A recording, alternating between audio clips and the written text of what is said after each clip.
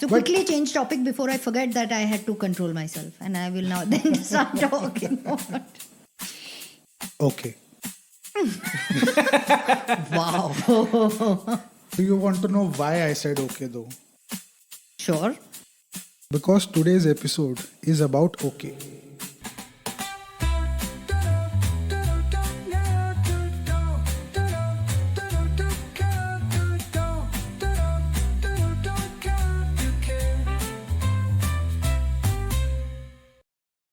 Couple of weeks ago, I think now, we went to watch Varun Grover's show. Oh And yeah. yes, How was yes. it? It was so good. Yeah. It was So good. much fun. You know, the funniest thing about the whole thing for me personally was the fact that it was in a government building. It was in, I think it was some income tax office or some department of the income tax.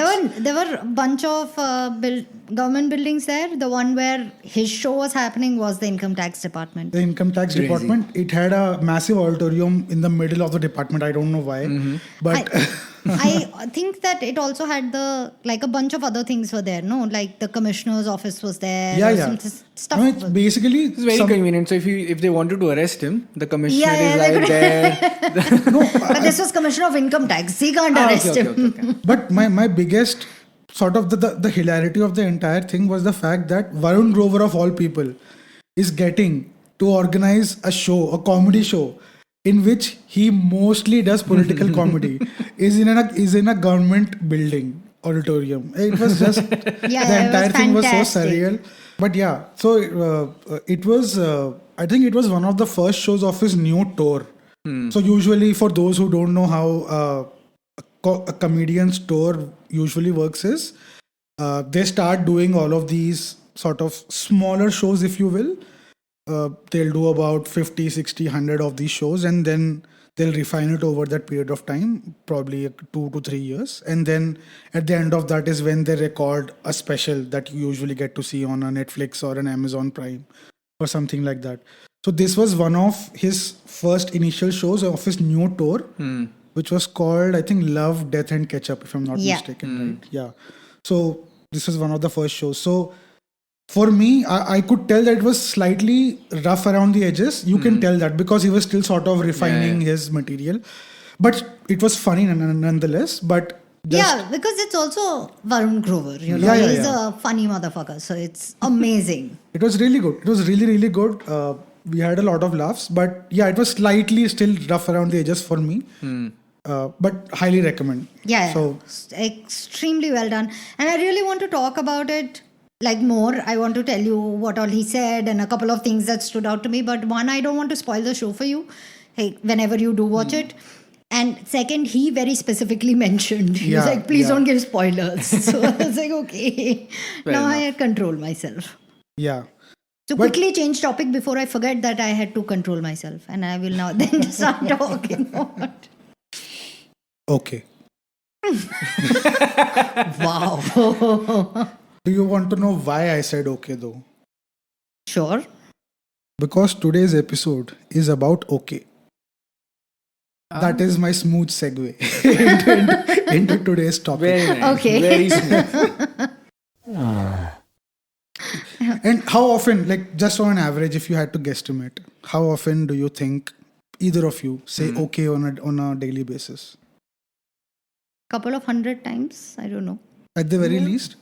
Okay, every second sentence is either starts with an okay or, Yeah. okay has a part of it. Yeah. Yeah. But do you know where the origins of okay are? No. And where it came from, how it entered the lexicon? No. So that's basically what I wanted to explore through this episode. Okay. How okay came about into our vocabulary. Okay. Okay. This is going to be very weird. Why though? Because we say okay so often and now I'm going to be conscious about it. No, but the thing is, I knew about this for quite some time now, but I knew only one version of it. So there are multiple versions. Obviously, as with everything, there are like various theories about how a certain thing might have entered the lexicon or Yeah. how it became a part of our daily Yeah. vocabulary. Controversies. Sure, controversies, alternate theories. Controversy. So, Yeah, so that's the basis of this episode. So we'll try to uncover OK's humorous beginnings, debunk persistent myths, explore its modern significance, and even dive into why the letters O and K morphed into OK, OKAY. That's how we write it usually. Yeah. So the four broad sections are these, Okay. right? So first and foremost, obviously, like with everything, what are the origins and what is the historical context of OK, right? Let's rewind to the origins of OK, a quirky abbreviation that unexpectedly conquered global communication and continues to dominate our lexicon even today. Most of the origins of OK, they are gathered from a couple of very interesting articles I came across. So the first one was in this article by the Smithsonian Magazine. So obviously, for those who don't know, Smithsonian Museum is probably one of the most prominent museums in the entire world. They stole the most? I don't know if that's definitely the British Museum. They stole the most. They stole the most. Like that is an absolute fact. Yeah. They don't even make a point of hiding it anymore. Yeah. But it's just there. Yeah. Again, James A. Caster. He has an excellent bit on this. So Oh, yes. on the British Museum. It's so what Man, Prakhar, finders you keep. must watch Yeah. James A. Caster. Amazing person. Super weird. Another recommendation for free. just we're talking What's about his name? stand-up comics. James A. Caster. Caster. Anyway, I'll Sandy. save it. So, So yeah, Smithsonian Magazine was one, and the other is an article from Mental Floss that I came across. what's mental floss? It's again one of these. Op-ed sort of thing.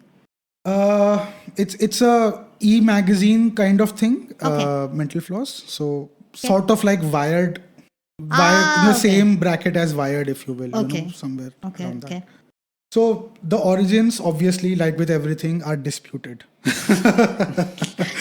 with That's the everything. starting point. For years, the origin of OK was widely disputed, with numerous competing theories. The Germans believed it stemmed from Oberstkommandant, which roughly translates to Colonel Commandant, right? How did that become okay? It's a high military rank, and the German, not all. So one of the schools of thought is that OK came from a short form of Oberstkommandant, which means Colonel Commandant. So that's where one school of thought is, where OK originated from. So they just took the first The letters. They were yes. like, it doesn't matter if the meaning aligns It's or basically not. an acronym, Yeah. if anything, Yeah. right? But then obviously the French had to enter the battle as well. Yeah, of So course. they speculated it is derived from Orcais. I'm sorry if the pronunciation is wrong, but I really don't care. Yeah. So it's a Haitian port town founded by France during their occupation of Haiti, Okay. right? So Orcais is spelled AUXCAYES, but while pronouncing it, it's Orcais. Okay. Okay. You can see, right? That's, Another popular theory linked it to the telegraph term open key. So while you were sending any telegram, you had to, the first command would be open key. Again, okay. right. And then you will start the telegraph message. That is again, obviously, one school of thought. That sounds far more logical than random words Yes. being, Yes. abbreviated to Army okay. rank to be. Yeah. Some thought General Andrew Jackson, the 7th president of the USA, right, for those who don't know, popularized OKEH, a Choctaw. Choctaw is a native Indian tribe interjection. So Andrew Jackson, like most people around that time, has a very, very shady history. And he is mostly notorious for the massacre of the Indian tribes during the US, once US came into being. Of course. We all know that. Anyway, moving on. The breakthrough discovery, though, came about in 1839. So, Alan Walker Reed, he's a literary scholar at Columbia University. He conducted an extensive research in the 1960s to sort of find out what the origins of OK are. That was his research, basically. Right. Right. So after systematically disproving earlier theories about the origins of OK, including one about a brand of Civil War biscuits. So there was a brand of biscuits that the soldiers used to consume during the Civil War, which was called OK. So Like, a lot of how do you spell it? Okay? yeah. Yeah, that's it. That's basically it. Okay, I don't know. It must be in the abbreviation of the company. That's how most branding used to work around that time, right? I make so and so, so this will be called My name. like Kellogg's cornflakes. It's basically it was named after the person who invented the cornflakes. His name was Kellogg's. His last name was Kellogg's. Oh, that would be very interesting. He was a crazy motherfucker, by the way. Yeah? Yeah, crazy motherfucker. I'll explore that in one of the episodes. Okay. He was a out and out psycho. Kellogg's. Was he called Kellogg's or Kellogg? I think it was Kellogg. You're right. I think it was John Kellogg or James Kellogg, something like that. Never mind. Back to okay. Yeah, back to okay. So the year was 1839. This is what this guy Alan Walker Reed found out. He was the one who's doing the research. So he found out that in 1839, New England is a state in the US. For those who don't know, right? New England was in the midst of a remarkable, quote unquote, a remarkable vogue of using abbreviations. That's what he found out in his research. And Reed wrote in the journal American Speech. And I quote him, "It might well be called a craze," he went on to say. Fair. It was crazy, bro, around that time. It is their version of today's generation going delulu and Yeah. Basically, yes. It is like old man screaming at clouds. Yes. These people, the youngsters these Yes. days, all of that. So the Boston Morning Post, again, this is part of his research. The Boston Morning Post was one of the more the dailies around that time in that area. Was leading the abbreviation race with editor Charles Gordon Green at the helm. Many of the Morning Post's inventions, like SP for small potatoes. I don't know why.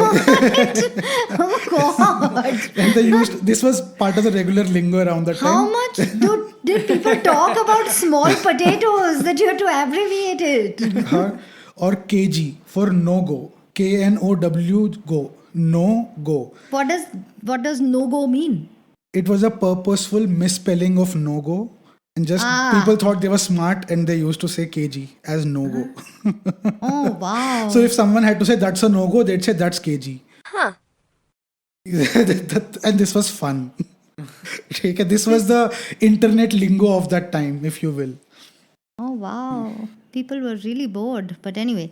But to no one's surprise, none of these made it to the None of them stuck. None of them took off. And this was confirmed by History.com's Christopher Klein. So there was a fashion basically back then for playful abbreviations, and another one of them was ISBD. It shall be done. Oh God! And RTBS remains to be seen. You should actually make a game out of this. Yeah. We should actually guess. So they were basically the early ancestors of OMGs and LOLs and all of that. Right? To be fair, OMG, LOL make far more sense to me than this. But I anyway. mean, they could argue the same. Yeah, fair. So again, going back, Reed, the original guy who was doing the research, he discovered the earliest recorded usage of OK in the Boston Morning Post on March 23rd, 1839, where Green, he's the editor of the Boston Morning Post, used OK as a humorous abbreviation for all correct. All correct as OLLKORRECT. What? This was his fun take on all correct. Fun take? His fun take on all correct. And you know what all correct was? That was his editorial go ahead on a basically an article or a post. And he wrote all correct incorrectly, which then got abbreviated into OK. This is the earliest recorded use of OK in history. That's actually a fun origin. Like, this is how did it come up? Somebody was making a joke. Basically. Bad joke. And you know why he was doing this? It was an article poking fun at the editorial practices of the rival Providence Journal. Oh, I love this. He was basically being very Petty. Petty. Yeah. Petty origins are the best. So petty, now it's just global. So that basically sparked the linguistic phenomenon that we know as okay Okay. now. Though letters between the two papers' editors continued to use the abbreviation to mock each other, it did not come into widespread usage until the following year in 1840. How did it come into prominence in the 1840, you might wonder? OK gained widespread popularity in 1840 during President Martin Van Buren's re-election campaign, Okay. right? So he was already the president, as you might Yeah. imagine. So he was trying to go for the re-election. Van Buren nicknamed Old Kinderhook. Old Kinderhook is his hometown in New York.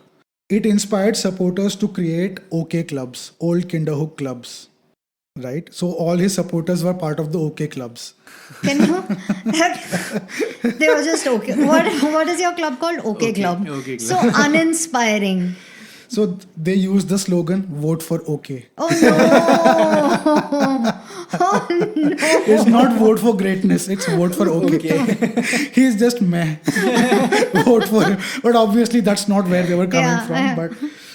But the old voters ultimately decided Van Buren was not okay.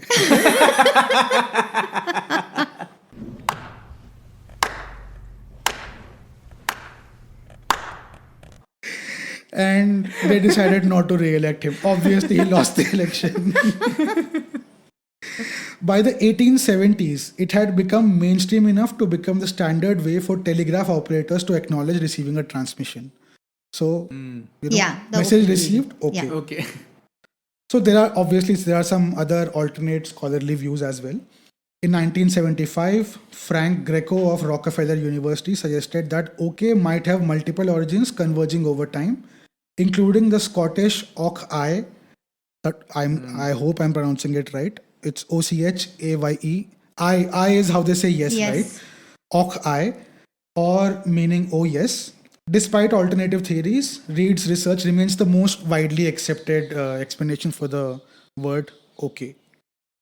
OK also traveled to this is an interesting side tidbit. OK has also traveled to the moon when it was uttered by one of the first astronauts to the moon, Buzz Aldrin.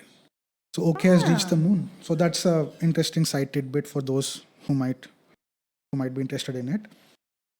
Now we move any No, observations. this is so genuinely far? fun. I like how they're like, okay, let's vote for okay. But to be fair, you're seeing what America's greatness looks like. Yeah. So If anything, OK was fine. yeah. I think. Significantly better than great, I'm sure. Let's go ahead. Yeah. So now we'll come to some common myths and misunderstandings. Despite some clear historical roots, numerous myths about OK still persist. Now we'll try to untangle some facts from fiction. Many of these theories sound probable, and for all we know, they very well could be. There were too many wells there. Something sounded wrong. It very well might could be. It very well could be is enough. It very well could be was enough. We definitely keep this. Do not edit this out. Okay. I'll think. I'll decide while doing it. No. But people much smarter than us have decided that they are not enough, those theories. So we'll just explore some of them. Okay. Right. There is a military myth. Now, obviously, this is gray area. Probably not even gray anymore. But there's a military-related myth to this. So one theory is zero killed. OK. So incorrectly claimed, OK stood for zero killed, signaling no casualties in wars. So this is one school of thought which people have over the time said this makes no sense. Yeah. So yeah. Historical military records do not support this inaccurate explanation. So, so there is no way this is one of the origins. There is a Greek myth as well, which says Ola Kala. Ola Kala comes from the Greek meaning everything is good. Obviously, I am not pronouncing it the right way, but that's how it's spelled. Another reality check on this is that it lacks any historical backing again. There are no written records available to confirm this theory. Fair. There is a German misconception also on corrector. That's a theory proposing German proofreading origins, meaning without correction, or on corrector. Again, there is no supporting documentation to back that claim, though. Amazing. So again, this is in vain. There is a theory suggesting French misinterpretation as well. Proposes okay from the French shipping term au quai, meaning goods safely arrived at port. Why will that be called okay? Yeah, Yeah. it's a weird claim. Yet again, there is no historical documentation or anything written. Yes, I'm supporting sure. this, so it remains improbable. If anything, you can probably skip the last 5 minutes or so. There were basically four theories, all of which were not probable. So I probably might edit this out. Why no? This is This ridiculous. is fun. We'll keep it. Okay, now the next one is I know. I just Prakhar has some cheap thrills, dude. so okay isn't just widespread. It's almost feels essential now. I mean, you can't really say anything without mentioning okay at least once. Now we'll try and examine its modern day role and cultural significance in a little bit more detail. What about the global linguistic adoption? Okay is now universally recognized and integrated across numerous languages and dialects, serving as a cultural bridge globally. It's part of the Merriam-Webster dictionary, part of all dictionaries pretty Yeah. much now. It's a part of the global lexicon now more than anything. I think it probably transcends linguistic boundaries. Also, okay is something that is universally understood now, more or less. Correct, yes. Its simplicity and ease of pronunciation have facilitated its adoption in diverse linguistic contexts. There are some psychological and emotional significances also. Emotional. The term provides emotional neutrality, serving as a comforting and affirmative response that transcends linguistic boundaries. I think that's giving too much credit to okay. Probably. Nobody has ever said that okay is a comforting word. Yeah, I mean, you're right. Comforting is probably a stretch. Yes. I mean, if anything, it's like, okay, fine, whatever. Yeah, it's neutral, yes, but it doesn't comfort. I mean, if anything, the only thing going for okay is that it communicates acceptance and reassurance of some kind. Depends on how you say okay. Yeah, I mean, you're okay, like you're fine, you're okay, it's okay. We say stuff like that, right? So it's okay is usually you're trying to be reassuring to someone, like when you're saying stuff like it's okay or you're okay. Yeah, but the word itself, like, I mean, I don't know when this article that you're quoting from was written, but every word has gone through linguistic changes and now it's so much more about tone. Well, this is claimed by Psychology Today, so you can take it up with them. No, but when it was written I don't know is a when it different. was written, yeah. So that's like, Yeah. because a lot of it is now tone, right? Like, Yeah, of For course. example, Tonality matters. Yes. yeah, right. Yeah. You're Yeah, right. so- You're right. Yeah, go ahead, Sandy. There's a lot of technological integration as well of OK. The use of OK as a trigger phrase in digital assistants like Google's OK Google. That's how you Yeah. reach the AI assistant on Google phones. It has integrated into technology as well. Its widespread adoption in voice recognition technologies highlights its essential role in the digital age. This is nonsense, but yeah. Whatever. Did you not read it before writing it? I did. I don't know why I thought it was okay at the time. It was not. This is bullshit. But yeah, the fourth one is the pop culture milestones. OK has featured prominently in popular music, films, television shows, and branding, reinforcing its cultural resilience. Yes, that is true. Whoever wrote this article at Psychology Today was romanticizing okay to a insane level. It's probably an intern or someone. No? Like usually. You wouldn't publish articles. Would you publish articles written? Well, you're publishing articles written by AI now, so Yeah. Now, finally, why do we spell OK as OK? There is no science behind it. It's just it's developed for phonetic clarity, if anything. Because OK phonetically it sounds as OKAY. That's why people write it as No, OKAY. but in modern language, so okay and OKAY means the same thing, right? Yeah. There's I am absolutely so no- disappointed by this discovery because Sandy said right at the beginning we'll also talk about why OK is written as OKAY, and then he's like it's for phonetic clarity. I'm like, why didn't you just lead with that then? That was just such a disappointing build-up, Sandy. Nonsense. Did you have fun though? You had fun at my expense. That's how you edge people, no? Nonsense. Only to lead to disappointment. But yeah, recommendation. I think we started off with a recommendation, Varun Grover, and we also dropped in a recommendation in between of James A. Caster. Both of these I could not recommend highly enough. And there's an anti-recommendation. Don't watch Ricky Gervais. He's a complete nutcase. Anti-recommendation. Recommendation. But yeah, that's we're trying this new thing called Shorts, working title for now. But yeah, if you have any more such interesting word origins or any more such ideas of topics that we could explore in these short ones, please write to us at don'tknowdocare1@gmail.com or reach out to us on our Instagram at DKDC Podcast. Please give us likes, shares, subscribes, tell it to friends, give us ratings wherever you can. All of that helps us massively. So enthusiastic Sandy is about this part. His voice like dropped like 3 notches. He's like, please do this. I mean, no one else is volunteering to do this. So Fine. For next time, I think we can record this part. Yeah. We'll just, You know, with we'll just much more insert enthusiasm. it somewhere. Otherwise, we'll forget. And no, we won't forget. We should not forget. No, we should not forget. Yeah. Please do whatever you have to do to promote the podcast. Yes, please. Much appreciated. And just as a random observation, there are a lot of people, somehow our reels are reaching out to a lot of people, but unfortunately, I don't know why, but about 80% of them are not following us or not engaging with Very the content. shamelessly. Not engaging with the content.